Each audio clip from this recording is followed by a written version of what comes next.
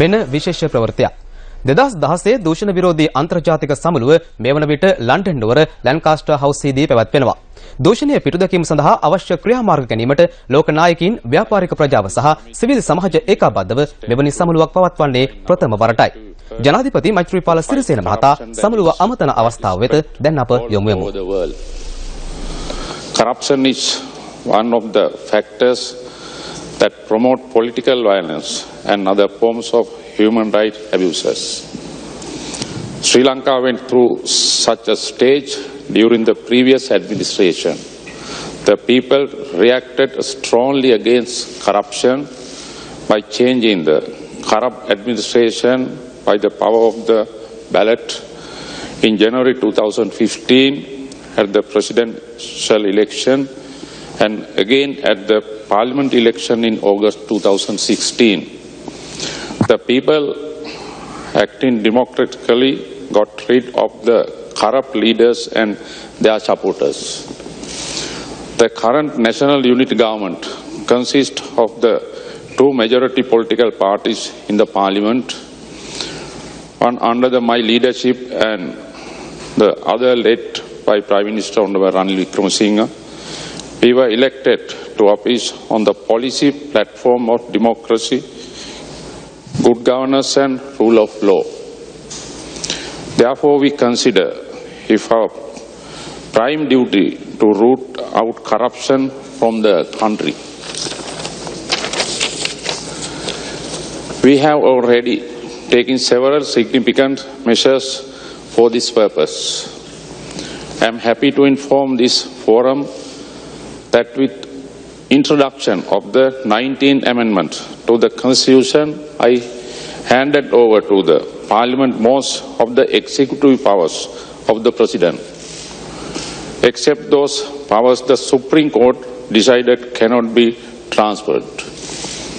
However, even under this limited situation, as a demonstration of my commitment to transparency, accountability and the rule of law and my firm determinations to root out corruption, I established one anti-corruption secretariat, special presidential commissions to investigate. Third, and also appointed the commissions to investigate allegation of bribery and corruption.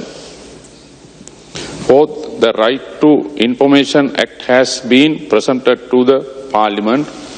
The National Audit Act will be presented shortly.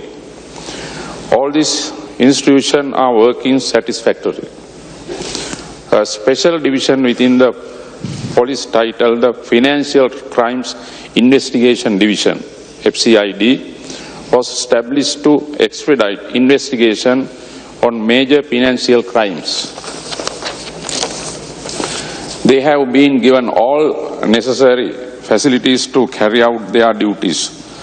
They have already commenced criminal proceedings on several major corruption charges.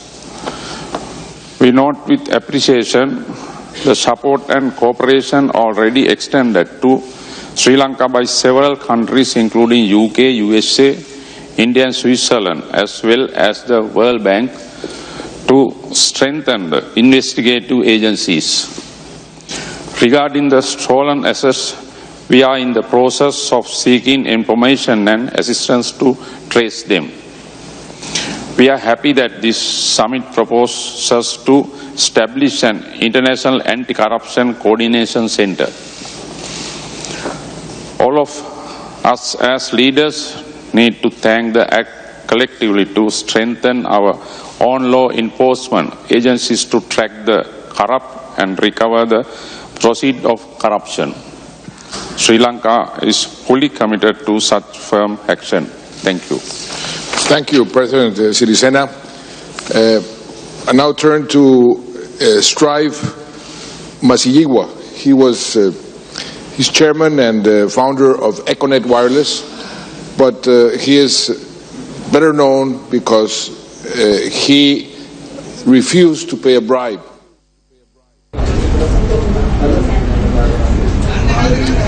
லண்டனில் நடைபெறும் ஊழலுக்கு எதிரான சர்வதேச மாநாட்டில் ஜனாதிபதி மைத்ரிபால சிறிசேன தற்போது உரையாற்றுகின்றார்.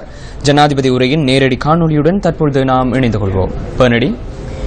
President Maithripala Sirisena is addressing the anti-corruption summit in London. President Sirisena left the island early last morning to attend the summit, which is being held under the patronage of British Prime Minister David Cameron and with the participation of several world leaders and other representatives.